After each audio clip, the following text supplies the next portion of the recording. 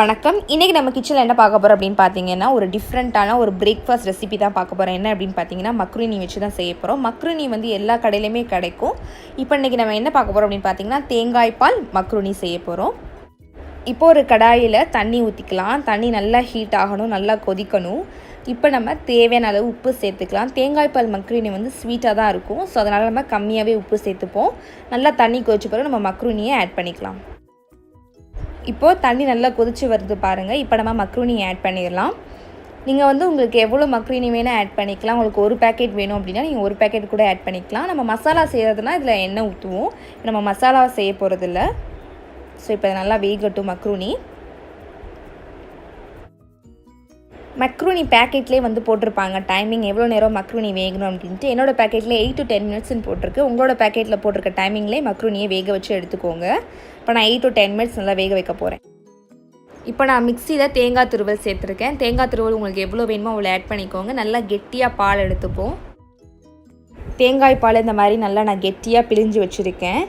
அடுத்து மக்ருனி நல்லா வெந்துருச்சு. ஒரு 10 minutes ஆயிடுச்சு. நல்லா வெந்துருச்சு. அதை தனியாக வடிகட்டி இதில் போட்டிருக்கேன் ஒரு பாத்திரத்தில். பாருங்கள் நல்லா வெந்துருச்சு மக்ருனி. இப்போ ஆல்மோஸ்ட் ரெடி ஆயிடுச்சு நமக்கு.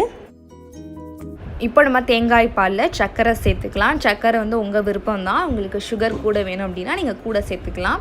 இப்போ நல்லா மிக்ஸ் பண்ணிடலாம். நீங்கள் இது கூட ஒரு பிஞ்ச் வந்து ஏலக்காய் தூள் சேர்த்துக்கலாம். எனக்கு ஏலக்காய் தூள் பிடிக்காது, அதனால நான் ஆட் பண்ணல. உங்களுக்கு வேணும்னா நீங்கள் ஆட் பண்ணிக்கலாம். இது ரொம்ப சிம்பிள் தான். நம்ம மக்ருனி வேகிற டைமிங் மட்டும்தான், வேறு எதுவுமே இல்லை. ரொம்ப ஈஸியாக பண்ணிடலாம். இப்போ நான் தேங்காய் பாலில் சர்க்கரை நல்லா மிக்ஸ் பண்ணிவிட்டேன். மிக்ஸ் பண்ணிவிட்டு இப்போ நான் மக்ருனியில் ஆட் பண்ணுறேன். இப்போ நான் இது கூட முந்திரி பிஸ்தா அதெல்லாம் வறுத்து ஆட் பண்ணிக்க போகிறேன். குழந்தைங்கள்லாம் ரொம்ப விரும்பி சாப்பிடுவாங்க. இது மாதிரி நல்லா மிக்ஸ் பண்ணிடுங்க தேங்காய் பாலில்.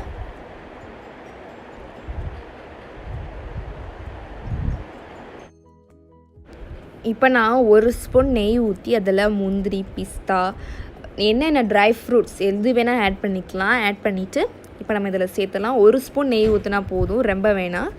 சேர்த்துட்டோம்னா நமக்கு ஆல்மோஸ்ட் ரெடி ஆயிடுச்சு. இப்போ நம்ம மிக்ஸ் மட்டும்தான் பண்ணணும். அதை நல்லா மிக்ஸ் பண்ணி விட்டுருங்க.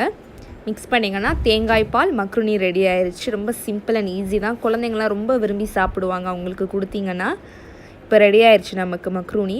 கண்டிப்பாக அதை நீங்கள் வீட்டில் ட்ரை பண்ணி பார்க்கணும். பிள்ளைங்களாம் ரொம்ப விரும்பி சாப்பிடுவாங்க. சண்டே அன்னைக்கு இந்த மாதிரி ஸ்பெஷலாக கொடுங்க.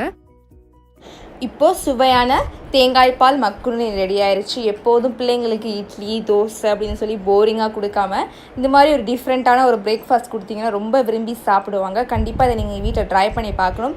எங்கள் சேனலில் நான் இதே மாதிரி நிறைய டிஃப்ரெண்ட் ரெசிபிஸ் போட்டிருக்கேன். அதெல்லாம் கண்டிப்பாக டிஸ்கிரிப்ஷனில் லிங்க் கொடுக்குறேன். மறந்துடாமல் செக் பண்ணுங்கள். இந்த வீடியோ பிடிச்சிருந்தா லைக் பண்ணுங்கள். உங்கள் ஃப்ரெண்ட்ஸ் பார்க்கணுச்சா ஷேர் பண்ணுங்கள். மறந்துடாமல் சேனலை சப்ஸ்கிரைப் பண்ணிடுங்க. தேங்க்யூ.